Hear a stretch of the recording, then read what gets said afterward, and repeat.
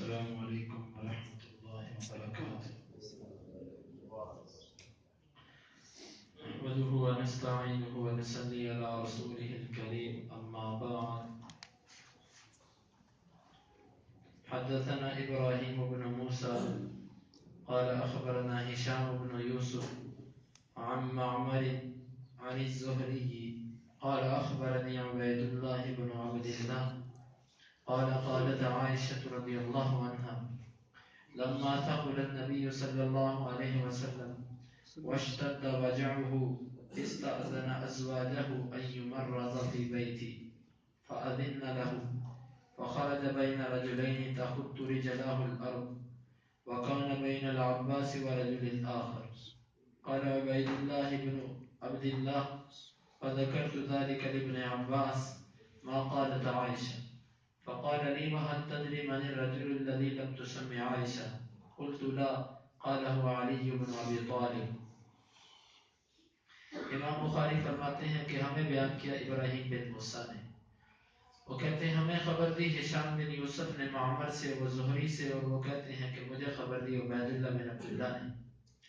وہ کہتے ہیں کہ عائشہ رضی اللہ عنہا نے کہا جب نبی صلی اللہ علیہ وسلم کی جس وقت آپ بوجھل ہو گئے اور آپ کی تکلیف زیادہ ہو گئی، استأذن ازواجہ، آپ نے اپنی بیویوں سے اجازت طلب کی، ان یمرض فی بیتی، کہ ان کی تیمارداری کی جائے میرے گھر میں. فأذن لہ، بس سب نے اجازت دے دی آپ کو. فخرج بین رجلین، پس آپ نکلے نماز کے لیے دو آدمیوں کے درمیان. تخط رجلہ الارض، آپ کے قدم مبارک زمین پر لکیریں کھینچتے جا رہے تھے. وکانا بین العباس ورجل آخر، اور آپ عباس اور ایک اور آدمی کے درمیان تھے. قال عبید اللہ بن عبد اللہ، عبید اللہ بن عبد اللہ کہتے ہیں فذکرت ذلك لابن عباس، میں نے یہ حدیث عائشہ والی ابن عباس رضی اللہ عنہ کو بیان کی. ما قالت عائشہ، جو عائشہ نے کہا تھا. فقال لی، ابن عباس نے میرے لیے کہا وهل تدری من الرجل الذي لم تسمي عائشہ، کیا تو جانتا ہے اس شخص کو جس کا عائشہ نے نام نہیں لیا؟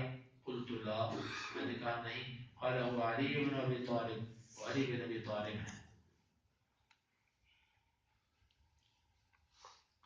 یہ حدیث وہی ہے جو کل گزری ہے.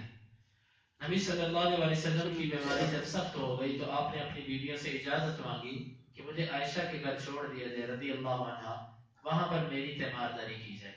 سب نے اجازت دے دی. اور پھر واقعہ وہی کہ آپ نے کہا کہ ابو بکر سے کہو نماز پڑھائے. پھر جب آپ کو کچھ افاقہ ہوا تو آپ نماز پڑھنے کے لیے نکلے. آپ کی جسمانی کیفیت یہ تھی کہ خود چلنا تو دور کی بات، اپنے قدموں پر وزن بھی نہیں ڈال سکتے تھے. تو آپ اپنے بازو ایک عباس رضی اللہ عنہ کے کندھے پر جو آپ کے چچا تھے، دوسرے اپنے چچا داد بھائی اور اپنے داماد علی بن ابی طالب کے کندھے پر تھا، اور یوں جسم بے جان اور آپ کی ٹانگیں مبارک زمین پر گھسٹتی لکیریں بناتی ہوئی جا رہی تھی، اور آپ مسجد کی طرف نماز پڑھنے کے لیے جا رہے تھے. اس حدیث کے اندر چند باتیں ہیں. ایک بات تو یہ ہے کہ عائشہ رضی اللہ عنہا نے عباس کا نام تو لیا لیکن دوسرے آدمی کا نام نہیں لیا. یہ دوسرے آدمی کون تھے؟ یہ علی بن ابی طالب رضی اللہ عنہ. اس میں کوئی شک نہیں کہ ایک جنگ علی رضی اللہ عنہ کی، رضی اللہ عنہ کی جو ہوئی تھی، جس میں زبیر رضی اللہ عنہ، زبیر بن عوام، اور اسی طرح عائشہ رضی اللہ عنہ اور کبار صحابہ ایک طرف تھے. یہ جنگ محض ایک اجتہادی غلط فہمی تھی، اجتہادی غلطی تھی.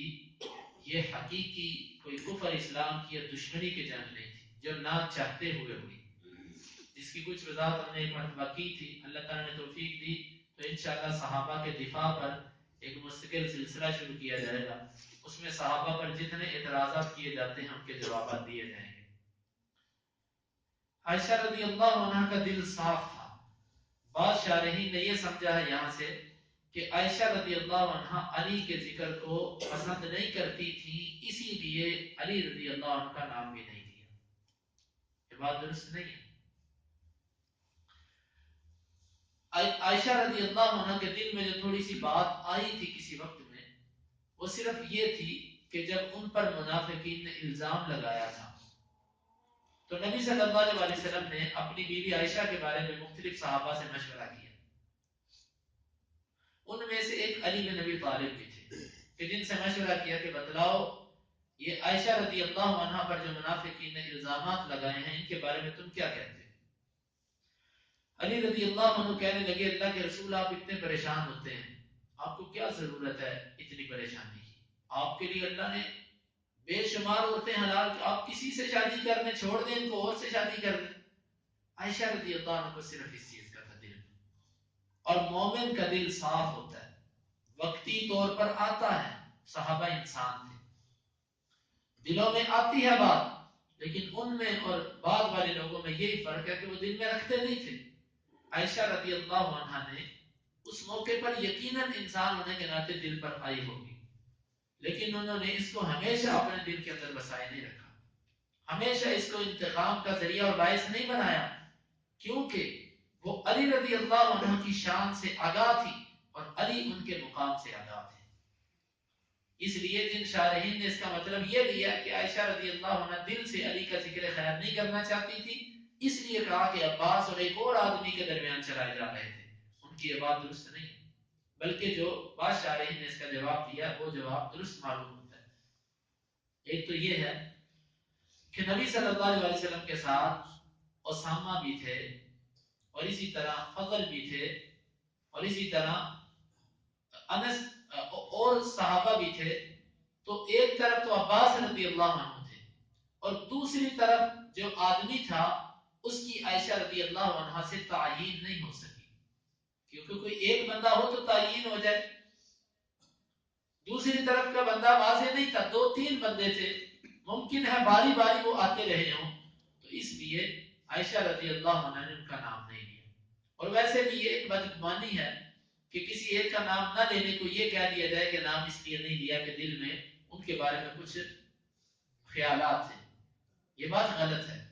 نام نہ لینے کی وجہ یہ ہے کہ دوسری جانب اسامہ رضی اللہ عنہ بھی تھے، فضل بھی تھے اور علی بھی تھے، یہ تین صحابہ تھے، تو اس لیے عائشہ رضی اللہ عنہ پر واضح نہیں ہوا کہ کون تھا، انہوں نے نام نہیں لیا. اگرچہ بعض روایات میں جس طرح کہ یہاں پر ابن عباس نے کہہ دیا کہ دوسرے علی بن ابی طالب تھے، لیکن عائشہ رضی اللہ عنہ پر اس چیز کا واضح ہونا ثابت نہیں.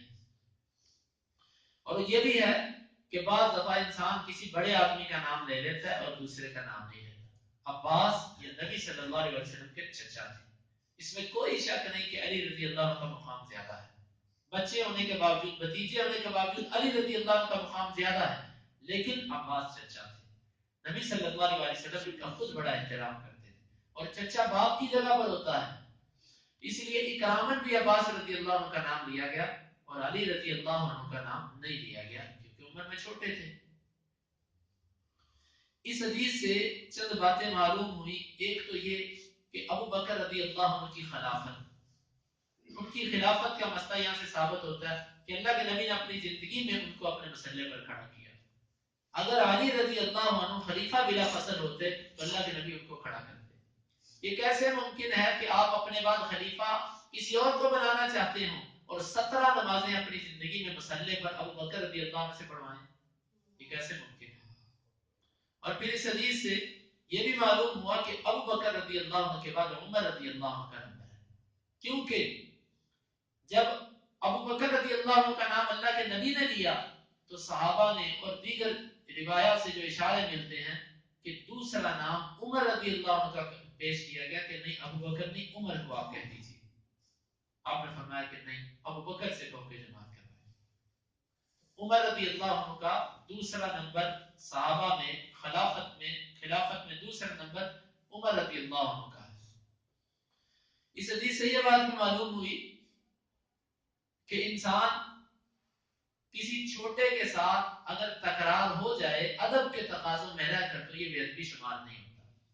جس طرح کہ عائشہ رضی اللہ عنہ نے 3 دفعہ آپ سے بار بار اس مسئلے پر باادب طریقے سے اصرار کیا کہ آپ ابو بکر کو رہنے دیجیے، لیکن نبی صلی اللہ علیہ وسلم نے اس کو تسلیم نہیں کیا. لہذا کسی بڑے کو اگر چھوٹا کوئی باادب طریقے سے، کسی استاد کو اس کا شاگرد باادب طریقے سے کوئی ایسی بات کہہ دے جو اس کے مزاج اور اس کے حکم کے منافی ہو تو اس کو اس میں اپنی شان کی توہین نہیں سمجھنی چاہیے جب ہو باادب طریقے سے.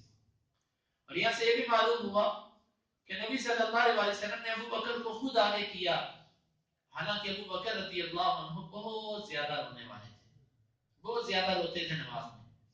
تو جو لوگ کہتے ہیں کہ رونے سے نماز ٹوٹ جاتی ہے، جن کی فقہ کا مسئلہ یہ ہے کہ زیادہ رونے سے نماز ٹوٹ جاتی ہے، یہ حدیث ان پر رد کرتی ہے کہ رونے سے نماز نہیں ٹوٹتی. کچھ نبی صلی اللہ علیہ وسلم نماز پڑھایا کرتے تھے اور آپ کے سینہ مبارک سے عزیز ان کا عزیز المرجل، آپ کے سینہ مبارک سے ایسی کسی چیز کے کھولنے کی آواز ہوتی تھی جیسے ہنڈیا کے ابلنے کی آواز ہوتی. تو یہ رونے سے نماز کی صحت پر کوئی فرق نہیں پڑتا. اور اس سے یہ بات بھی معلوم ہوئی کہ مکبر مقرر کیا جا سکتا ہے. جب امام اپنی آواز دور تک نہ پہنچا سکتا ہو تو مکبر مکبر کا مطلب جو آواز کو بلند کر کے لوگوں تک پہنچائے.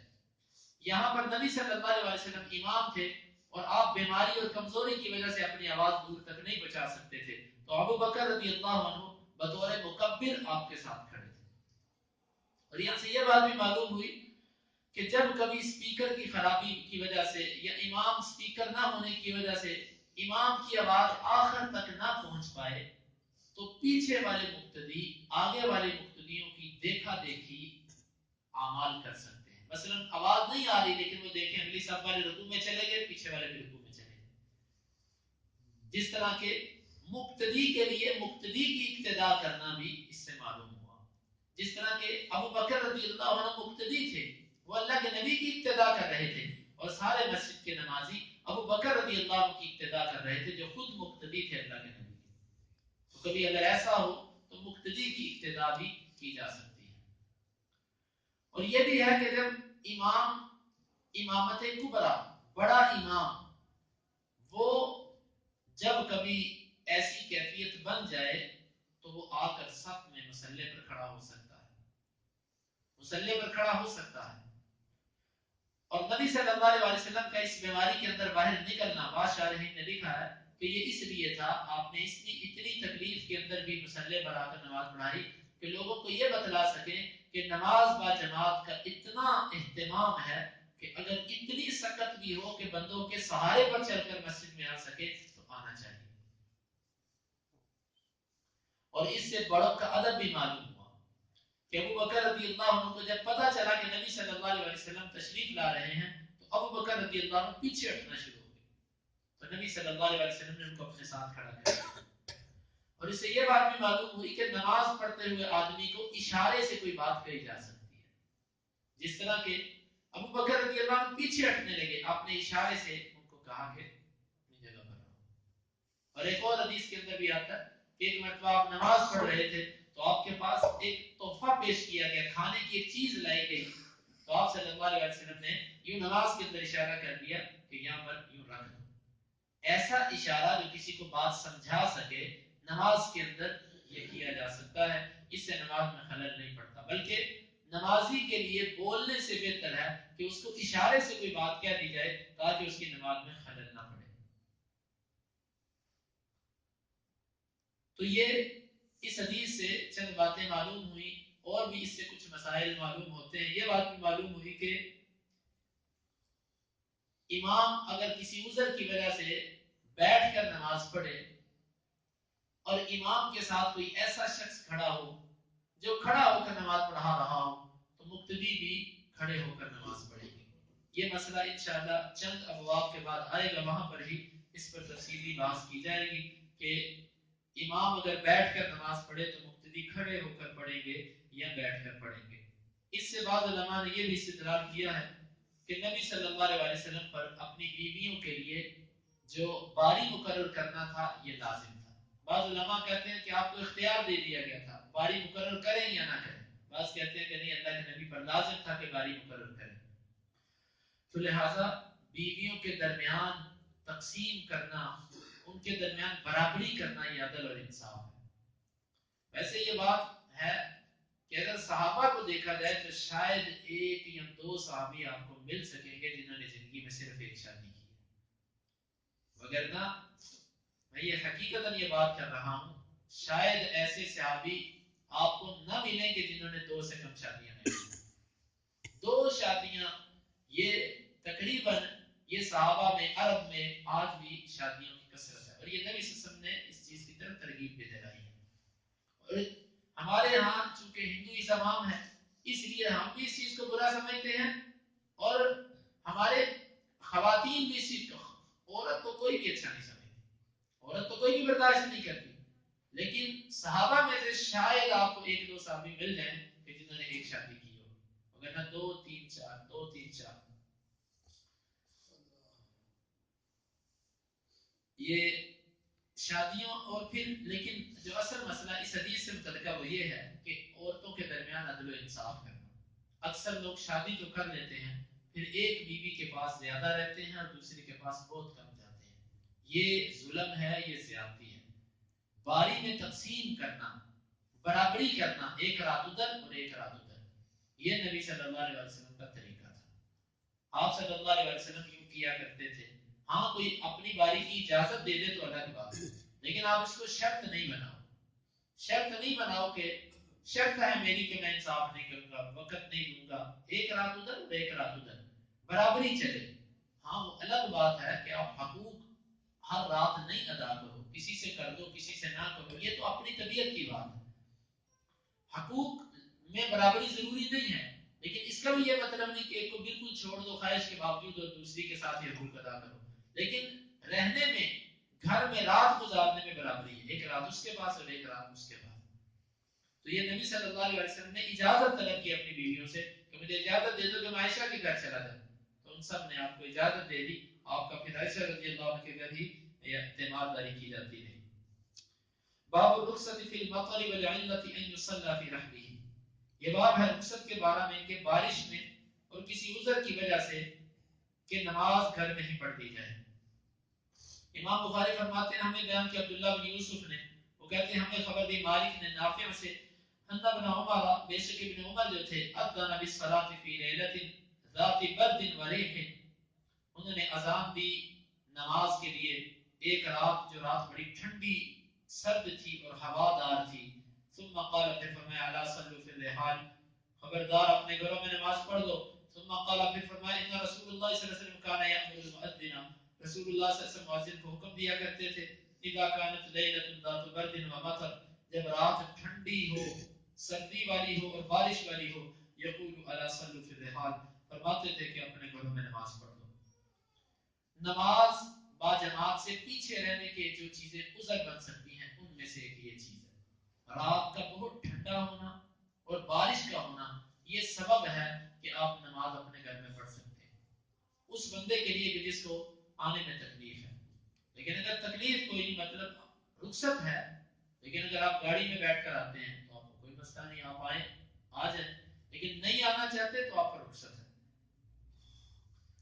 اور یہ بات بھی پیچھے گزر چکی ہے کہ مؤذن الا صلوا فی الرحال اذان کے اندر یہ کلمات کہیں، اور اس میں 3 موقف تھے جو بتلا دیے گئے کہ کس کس موقع پر اس کو کہا جائے گا۔